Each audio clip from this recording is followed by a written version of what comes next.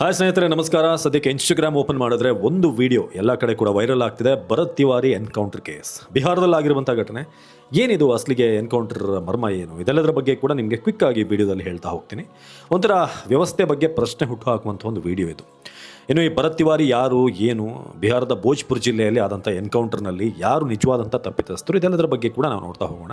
Police ವ್ಯವಸ್ಥೆ ಬಗ್ಗೆ ಈಗ ಹಲವಾರು ಗಂಭೀರ ಆರೋಪ ಕೇಳಿಬರ್ತಾ ಇದೆ. ಇನ್ನು ಈ ಭರತ್ ಭೂಷಣ್ ತಿವಾರಿ ಯಾರು ಅಂತಂದರೆ, ಈತನ ಏಜ್ ಬಂದು 28 ವರ್ಷ. ಈತ ಮುನ್ನೆಲೆಗೆ ಬಂದಿದ್ದು 2020 ಈ ಕೋವಿಡ್ ಟೈಮಲ್ಲಿ, ಸುಮಾರು ಒಂದು 5-6 ವರ್ಷ ಹಿಂದೆ.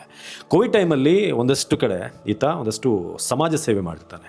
ಎಷ್ಟು ಮಟ್ಟಿಗೆ ಅಂತಂದರೆ, ಕೋವಿಡ್ನ ವ್ಯಾಕ್ಸಿನ್ ಟೆಸ್ಟ್ಗೆ ತನ್ನ ದೇಹವನ್ನೇ ಬೇಕಾದ್ರೆ ತಗೊಳ್ಳಿ ಒಂದು ಟೆಸ್ಟ್ಗೆ ಅಂತ ಪ್ರಧಾನಮಂತ್ರಿಗೆ ಪತ್ರವನ್ನು ಕೂಡ ಬರೆದಿರ್ತಾನೆ.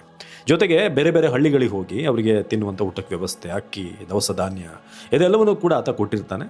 ಈತನ ಸಮಾಜ ಸೇವೆಯನ್ನು ಮೆಚ್ಚಿ ಭಾಳಷ್ಟು ಕಡೆ ಪೊಲೀಸರೇ ಒಂದು ಸನ್ಮಾನ ಮಾಡಿದ್ದು ಕೂಡ ಇದೆ. ಅದಾದಮೇಲೆ ಈ ಗಂಗಾ ನದಿ ಬಂದು ಒಂದಷ್ಟು ಹಳ್ಳಿಗಳಲ್ಲಿ ಸಮಸ್ಯೆ ಉಂಟು ಮಾಡ್ತಾ ಇತ್ತು. ಅಲ್ಲಿ SC/ST ಕಾಲೋನಿಗಳಿದ್ವು, OBC ಶೋಷಿತ ವರ್ಗದವರಿದ್ದರು. ಸೊ ಆ ಎಲ್ಲ ಕಡೆ ಕೂಡ ಈ ಗಂಗಾ ನದಿ ಏನು ಫ್ಲಡ್ ನುಗ್ಗಿ ಮನೆಗಳನ್ನು ಕಳ್ಕೊಂಡಿರ್ತಾರೆ. ಇದಕ್ಕೆ ಸಂಬಂಧಪಟ್ಟಾಗಿ ಈತ ಫೇಸ್ಬುಕ್ ಲೈವನ್ನು ಮಾಡೋಕ್ಕೆ ಶುರು ಮಾಡ್ತಾನೆ. ಸೊ ಅದಾದಮೇಲೆ ಈತನ ಒಂದು ಒತ್ತಾಯಕ್ಕಿದಾಗಿ ಒಂದಷ್ಟು ಕಡೆ ಕ್ರಮಗಳು ಕೂಡ ಆಗಿದೆ. ಆದರೆ ಈ ವಿಚಾರಕ್ಕೆ ಸಂಬಂಧಪಟ್ಟ ಹಾಗೆ ಗಂಗಾ ನದಿಯಿಂದ ಬಂದು ಫ್ಲಡ್ ಆಗಿ ಮನೆ ಕಳ್ಕೊಂಡವ್ರಿಗೆ ವ್ಯವಸ್ಥೆ ಆಗಿರಲ್ಲ. ಇದರ ಬಗ್ಗೆ ಕೂಡ ಆತ ಧ್ವನಿ ಎತ್ತಿರ್ತಾನೆ. ಆದರೆ ಇತ್ತೀಚೆಗೆ ಎಲ್ಲವೂ ಕೂಡ ಇನ್ನೊಂದು ಲೆವೆಲ್ಗೆ ಹೋಗಿದ್ದು, ಈತನ ಫೇಸ್ಬುಕ್ಕಲ್ಲಿ ಭಾಳಷ್ಟು ಈತ ಫೇಮಸ್ ಆಗ್ತಾ ಹೋಗ್ತಾನೆ. ಆದರೆ ಜೂನ್ 17ನೇ ತಾರೀಕು ಆದಂಥ ಘಟನೆ, ಬೆಳಗ್ಗೆ ಸುಮಾರು 9 ಗಂಟೆಗೆ ಪೊಲೀಸರಿಗೆ ಒಂದು ಇನ್ಫಾರ್ಮೇಷನ್ ಬರುತ್ತೆ. ಈ ಭರತ್ ತಿವಾರಿ ಏನಿದ್ದಾನೆ ತನ್ನ ಕೈಯಲ್ಲಿ ಪಿಸ್ತೂಲ್ ಇಟ್ಕೊಂಡು ಗಾಳೀಲಿ ಗುಂಡು ಹಾರಿಸ್ತಾ ಇದ್ದಾನೆ ಅಂತ.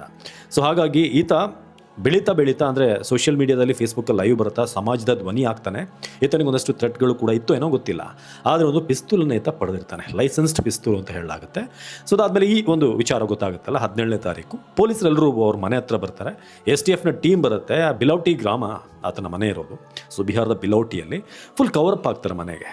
ಸೊ ಆಗ ಲೈವ್ ವಿಡಿಯೋದಲ್ಲಿ ಆತ ಆಗಲೂ ಕೂಡ ಹೆದರಲ್ಲ. ಎಲ್ಲರೂ ಕೂಡ ಗನ್ ಹಿಡ್ಕೊಂಡು ಸುತ್ತಮುತ್ತ ಕವರ್ ಆದರೂ ಕೂಡ, ಏನು ನನ್ನ ಮನೆ ಹತ್ರ ಬಂದು ಗನ್ ತೋರಿಸ್ತಾ ಇದ್ದಾರೆ, ಏನು ಶೋಕಿ ಮಾಡ್ತಾ ಇದ್ದಾರೆ ಏನು ಅಂತ. ಜೊತೆಗೆ ಒಂದು ವೀಡಿಯೋದಲ್ಲಿ ಆತ ದೂರದಿಂದ ಒಂದು ಮೇನ್ ರೋಡಲ್ಲಿರುವಂಥ ಒಂದು ಪೊಲೀಸ್ ಜೀಪ್ ಕಡೆ ಕೂಡ ಫೈರ್ ಮಾಡಿರುವಂಥದ್ದು ಕಾಣಿಸುತ್ತೆ. ಬಟ್ ಯಾರಿಗೂ ಕೂಡ ಗುಂಡು ಬಿದ್ದಿಲ್ಲ. ಆದರೆ ಇಲ್ಲಿ 2-3 ವಿಚಾರ ಇದೆ. ಒಂದು ಕಡೆ ಪೊಲೀಸರು ಹೇಳ್ತಾರೆ ಈತ ಮಾನಸಿಕವಾಗಿ ಅಸ್ವಸ್ಥನಾಗಿದ್ದ ಅಂತ ಒಂದು ಕಡೆ ಸ್ಟೇಟ್ಮೆಂಟ್ ಬರುತ್ತೆ.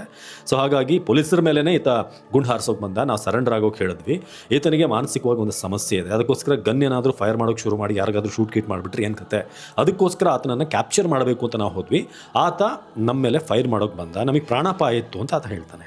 ಆದರೆ ಕೊನೆಯದಾಗಿ ಒಂದು ಫೇಸ್ಬುಕ್ ವಿಡಿಯೋ ಇದೆ, ಅದೆಲ್ಲ ಕೂಡ ವೈರಲ್ ಆಗಿದೆ ಎಲ್ಲ ಕಡೆ ಕೂಡ. ಅದರಲ್ಲಿ ಎಲ್ಲೂ ಕೂಡ ಭರತ್ ತಿವಾರಿ ಫೈರ್ ಮಾಡಿರೋದಿಲ್ಲ. ಕೊನೆಯ ಒಂದು ಫೇಸ್ಬುಕ್ ಲೈವಲ್ಲಿ ಆತ ಗನ್ನನ್ನು ಕೂಡ ಎಸ್ತಿದ್ದಾನೆ ಆ ಕಡೆ, ಯಾರು ಈ ಪೊಲೀಸರ ಗುಂಪು ಈತ ಕವರ್ ಮಾಡೋಕ್ಕೆ ಬಂದ್ರಲ್ಲ ಅಲ್ಲಿ. ಆದರೆ ಇಲ್ಲಿ ಒಂದಷ್ಟು ಗೊಂದಲ ಇದೆ. ಗನ್ ಕೊಟ್ಟಾದ್ಮೇಲೂ ಕೂಡ ಒಂದಷ್ಟು ಫೇಸ್ಬುಕ್ ಲೈವಲ್ಲಿ ಫೈರಿಂಗ್ ಸೌಂಡ್ ಕೇಳುತ್ತೆ. ಅದಾದಮೇಲೆ ಆತನನ್ನು ಆಸ್ಪತ್ರೆಗೆ ಕರ್ಕೊಂಡು ಹೋಗಬೇಕಾದ್ರೆ ದಾರಿ ಮಧ್ಯೆಯಲ್ಲಿ ಆತ ಸತ್ತಿದ್ದಾನೆ ಅಂತ ಹೇಳಲಾಗ್ತಿದೆ. ಆದರೆ ಸೌಂಡ್ ಆಗಿರೋದು ಬರೀ 3 ಬುಲೆಟಿನ ಶಬ್ದ. ಆತನ ಬಾಡಿಯಲ್ಲಿ 5 ಬುಲೆಟ್ ಇತ್ತು ಅಂತ ಹೇಳಲಾಗುತ್ತೆ. ಹಾಗಾದರೆ ಆನ್ ದ ವೇ ಹೋಗಬೇಕಾದ್ರೆ ಪೊಲೀಸರೇ ಏನಾದರೂ ತಮ್ಮ ವೆಹಿಕಲ್ನಲ್ಲೇ ಆಸ್ಪತ್ರೆಗೆ ಕರ್ಕೊಂಡು ಹೋಗಬೇಕಾದ್ರೆ 12 ಗುಂಡುಗಳನ್ನು ಆತನ ಮೈಯಲ್ಲಿ ಇಳಿಸಿದ್ರ, ಆ ಒಂದು ಗುಂಡಿನಿಂದಲೇ ಈತ ಪ್ರಾಣ ಕಳ್ಕೋಬೇಕಾಯ್ತಾ? ಸೊ ಈ ಥರದ್ದು ಒಂದಷ್ಟು ಪ್ರಶ್ನೆಗಳಿದೆ. ಪೊಲೀಸರ ಸ್ಟೇಟ್ಮೆಂಟ್ ಕೂಡ ಬೇರೆ ಬೇರೆ ರೀತಿಯಾಗಿದೆ. ಹಾಗಾಗಿ ಅನುಮಾನಾಸ್ಪದವಾದಂಥ ಒಂದಷ್ಟು ಘಟನೆಗಳಾಗ್ತಾ ಇದೆ.